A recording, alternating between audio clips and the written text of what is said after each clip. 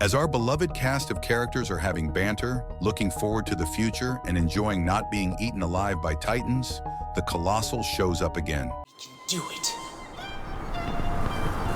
Mankind didn't start this fight, but we're gonna finish it. Oh, come on! Oh God, no. Not again. They're gonna get in. The Colossal destroys the Trost Gate. Eren takes charge and calls on his comrades to attack. This is it, people! Do or die! Mountain Cannon Squad 4! Take out the Colossal Titan! This is our chance! Don't let it slip away! They are too chicken shit to do it, so Eren charges at it and attacks. It's an excellently animated sequence of Eren attacking and dodging, but the Colossal Titan disappears before he can finish it.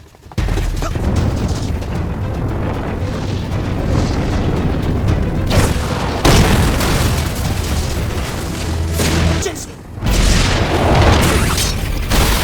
All the more reason not to waste this moment! Without him, the other Titans have nothing! I've got to take him down!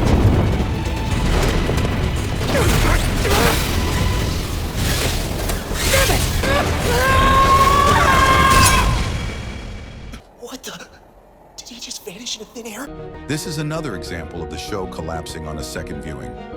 When shifters want to return to their normal human size, they exit out the nape of their Titan, and that Titan disintegrates into steam. But this process is not instant. It takes minutes or hours to complete.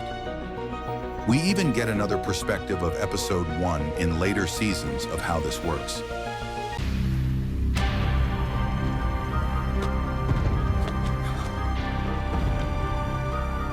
So where is the corpse of the Colossal Titan? Well, the writer hid it from us. This, my friends, is called cheating the audience. Suppose you are wondering why this is a big deal. Here's a list of potential consequences that would have happened if not for the disappearing corpse. 1. If the Colossal killed Eren, as it almost did to Armin, the story is over. 2. If the Colossal dies here, the story changes completely. 3. If Eren finds out Bertolt is the Colossal, it wouldn't be too difficult to find that Reyna is the Armored Titan. Again, the story would change completely in this scenario. The twist of people who can turn into Titans and are enemies of humanity is revealed earlier. So how did the writer try to fix these problems while maintaining the logic and mechanics he had set up? He took the easy way out by reaching into the story and grabbing the Colossal from the scene. Great writing. In a later episode, they try to remedy this by showing Bertolt's escape, but this still doesn't explain where the bloody corpse is. In writing circles, we call this bullshittery. Attack on Titan is one of the most popular and highly rated shows in the world, yet it has some of the worst writing I have ever seen. This, ladies and gentlemen, is no masterpiece, and I am here to go through every episode where we will analyze the plot, characters, and world building to see how well it all adds up. Spoiler alert, it doesn't. To get a feel of what other people have to say about this show, we will be joined by a couple of reviewers, and we'll respond to their points as we go along. So far, we have gone over the inciting incident, and using the information from later seasons, we have found that the antagonist's actions don't make any sense based on their motivations. If you want that full breakdown, please check the first video in this series. But needless to say, it has not been looking good for this show from a writing perspective. This next arc epitomizes two key ideas about this show. 1. Why it is so popular. Action, crazy reveals, loud music, awesome animation, and so on. 2. The show feels undercooked, like the writer had a couple of really good ideas, and instead of fleshing them out more and making everything fit together, he flew off to the races and published it. As a result of this, all of this payoffs are achieved either through cranking up and down the good or bad luck, breaking the world's mechanics, or the sheer stupidity from the characters. The most interesting part is that as I write these scripts and redrafting them, I always find more that is broken about the plot or characters. Anyways, last we left off, Eren's 104th class of the Cadet Corps had graduated, and each cadet has a choice to join the incompetent Survey Corps or the drunks at the garrison. Only those who pass within the top 10 can join the military police who work within Walsena. As mentioned in the previous episode, Eren made the top 10 and is eligible to be an MP. Story-wise, this doesn't mean anything. We didn't see Eren struggle to make it to the top 10. We were just told he did. We didn't see him change. He's still spouting nonsense about killing all the Titans, and apparently after 2 years as a cadet, no one has asked him how he plans to do that. And worst of all, this is a missed opportunity where a conflict could have been created. Here's a couple of examples of what I mean. 1. Because he knows Mikasa will follow him wherever he goes, he considers becoming an MP to keep her safe. Guess it's the scouts for me too then. Oh, come on! You were top of the class! You'd be wasting your shot! Understand this, Eren. Where you go, I go. In this scenario, Eren sees keeping the last of his family safe as more important than avenging the family he lost. 2.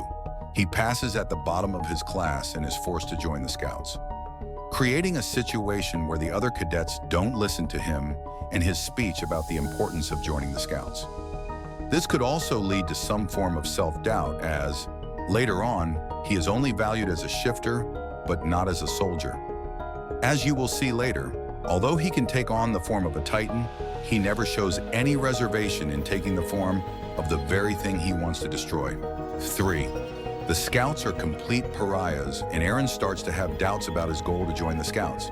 Give us some answers, damn you! We have a right! How many lives were lost on this mission?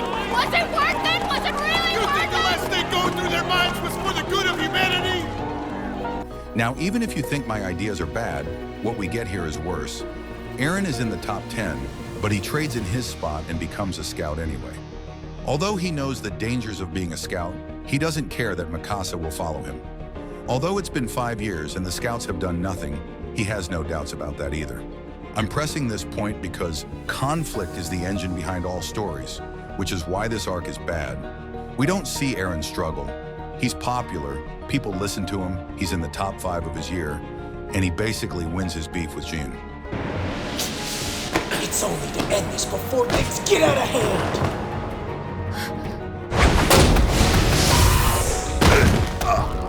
You honestly believe the military police are your ticket to the good life? You're not a soldier. You're a joke.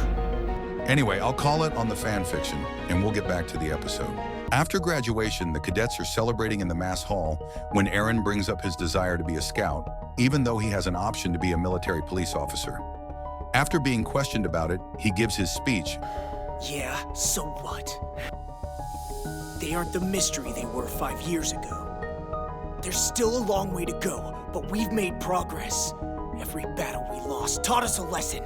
You telling me it's better to cut our losses? Let all the death and destruction be meaningless? Not on your life! Humanity's future lies outside the walls, and I'm gonna clear the way! I'm gonna take back what was ours! I'll drive them out! And as long as at least one of us can say that, we're not done! After being questioned about it, he gives a speech where he claims that the Titans are no longer the mystery that they were 5 years ago. Before I go into the next point, it's important we understand what Eren is talking about because this speech convinces some of the cadets to become scouts. And if we can understand why they choose to risk their lives, we can understand and relate to this characters better. Anyways, Eren's speech here brings up the question of what the military didn't know before that they know now about the Titans that can give them a leg up. Let's look at the list of things we know they know about the Titans that would give the military an advantage. 1. To kill a Titan, you have to strike the nape. 2. Titans can regenerate limbs and even their heads. 3. Titans do not need to eat people to survive. 4. Some Titans don't react to pain. 5. Some Titans are lethargic at night. Point 1. We know they've known for a while now because the scouts are seen targeting the nape in the first episode. We can safely assume that they knew other injuries, like cutting off limbs, wouldn't work. So we can check facts 1 and 2. Knowing that Titans only eat humans for sport does not give them an advantage, so we can check that one off the list as well. Knowing that some Titans don't react to injuries is useful in situations like this, where a plan relies on distracting them. Although they do get lucky because all but one of these Titans react to the eye injury. Last but not least, some Titans are sleepy at night.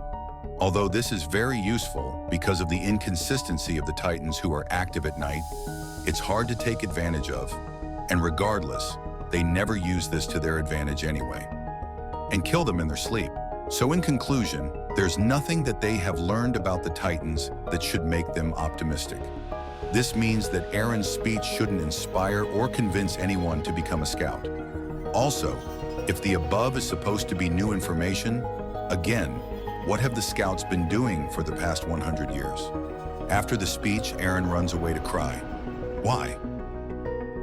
I don't know, man. This is where Armin and Mikasa tell him of their desire to be scouts as well. Yeah, well, I'm joining the scout regiment too. Now you're just being stupid. Come on, you're not a fighter. Your life is with books. I'm through with letting other people fight for me. Mikasa to protect Eren, and Armin because he doesn't want other people to fight for him. Which is interesting because before he said he didn't want another disaster like the operation to retake Wall Maria to happen again, and that's why he wanted to be a soldier. Considering the danger in becoming a scout, he would have been better off joining the garrison. He would still get to fight and not needily put his life at risk. Remember, dear viewer, the dead can't fight. Essentially what I am getting at is this. Armin is not given a good enough reason to make such a decision. After Armin gives his reason, Mikasa says she'll be a scout too. Understand this, Eren. Where you go, I go. I made a promise to your mom before she died. I'm not letting you die. I've got your back whether you like it or not, so just deal with it. Yeah, Mom's not here. Eren is shocked to hear this. So either Eren doesn't care about his friends, that he didn't even ask them what regiment they wanted to join over the past 2 years, or when we do these time skips, these characters don't talk to each other. Honestly, both of these readings are valid. Their relationships and characters haven't developed at all. They are still the same people saying the same things with the same perspectives. Although there's nothing wrong with that, it does make them feel more shallow as characters. Something else of note here is how Eren doesn't move from his decision to become a scout when Mikasa reveals she is only joining the scouts because of him. Although there's nothing wrong with that, it's just an interesting reading of the character that Eren cares more about his goals than the last of his family. There's no conflict in his eyes at all. I wonder if he even cares about Mikasa. Remember, the survival rate in the scouts is 60%. Over the course of those 4 years, we've incurred losses in excess of 60%. 60% in 4 years. That's a horrifying figure. Speaking of the Survey Corps, as the cadets are looking for the plot, they run into the scouts who are returning from a mission. For some bizarre reason, they are treated as heroes now. How is this possible? For over 100 years, they have failed to make any ground against the Titans. In just 5 years prior, they failed to retake Wall Maria. You would think everyone would view them as useless, or at least not change their previous view of them as we saw in episode 1. But apparently that would be wrong. All right, we've already covered Eren versus the Colossal Titan. Now let's see what Mark has to say about all of this. The main character, it doesn't mean that the decisions that he ultimately makes will lead him in the right direction. For after the Colossal Titan arrives on the scene, instead of being in the mindset to look after his friends or to save Samuel from falling to his death, Eren, instead, much like everyone else, is in shock, leaving Sasha as the only one to save her fellow cadet from his meeting with the pavement. And what's Eren's first move when he snaps out of it? Accompanied by a fittingly cinematic and emphatic musical track, Eren attempts to rally his comrades and charge the Colossal Titan alone. And it's that attention to detail and conflict that I adore about Attack on Titan. All right, this is a little misleading. As you can see here, they all fell at different angles from the wall. Looking at the angle Eren is looking at Samuel, he was far from being able to save him. There were at least 2 other people who were closer to being able to save him. While editing this, I noticed Samuel had a hook on the wall. So this scene expects us to believe that the steam blew him away, he hooked himself in, and then passed out. This is important because if he passed out from being blown away by the steam, Sasha wouldn't have been able to save him. Mark also says Eren jumps to attack the Colossal. This is not true. Eren pauses and acknowledges that Samuel was saved. He observes the hole in the gate, and then he calls on his friends to attack the Colossal together. This is it, people! Do or die! Mountain Cannon Squad 4! Take out the Colossal Titan! This is our chance! Don't let it slip away! But not a single one of them helped in the attack. He never questions them about it. They don't show any remorse for letting him take on such a foe by himself and almost dying. I'm sorry. Don't apologize. Look at us. We were too scared to move. Hey! Wallow on your own time!